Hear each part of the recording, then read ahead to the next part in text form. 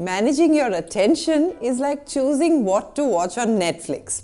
When you first open the landing page, there will be a lot of available options or shows to watch.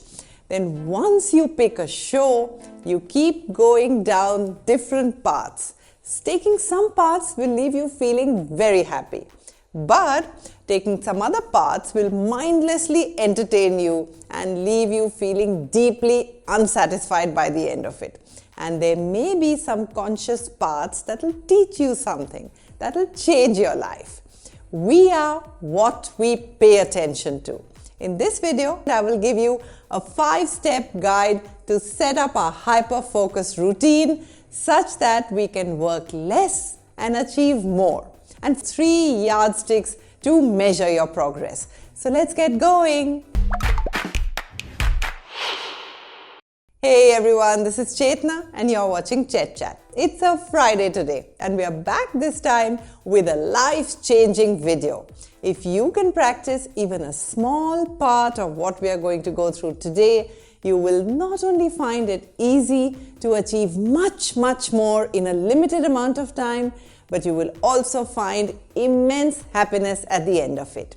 Did you know that the brain receives 11 million bits of information in the form of sensory experiences every second? But the mind can only focus on 40 of these. Just imagine, it's like someone is throwing 11 million balls at you every second and you're only able to catch 40 of them. Now, choosing which 40 of these you will try to catch could be the single most important decision you take. What makes this worse is that out of the 40 things our mind focuses on, it can hold only 7 pieces of unique information in our short-term memory. From 11 million down to 7.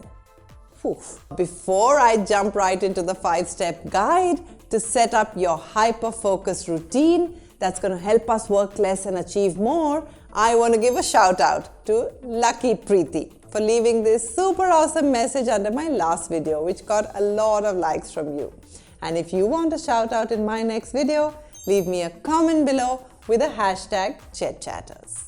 And now let's quickly get to the 5-step guide to set up a hyper-focus routine to help us work less and achieve more.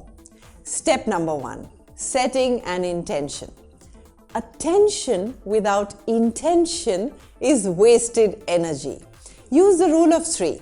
Start each day with 3 things you want to accomplish at the end of the day.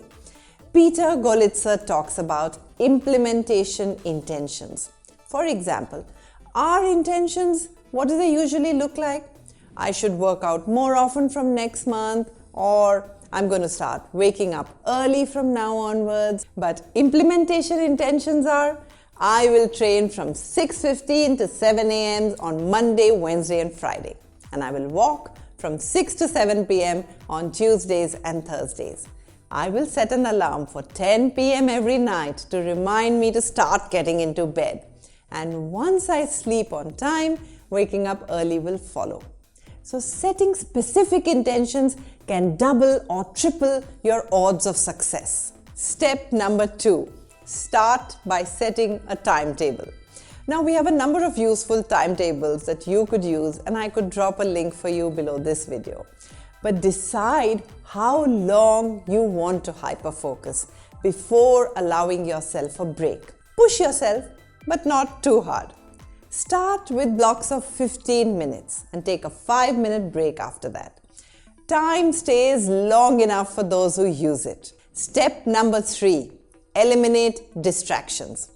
Manage your notifications and your external distractions. But the real problem is internal distractions, our thoughts.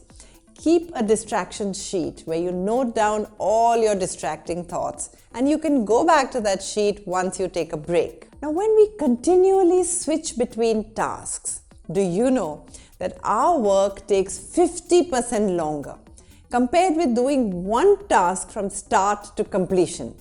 So say no to distractions and say yes to your destiny. Step 4, Metaawareness.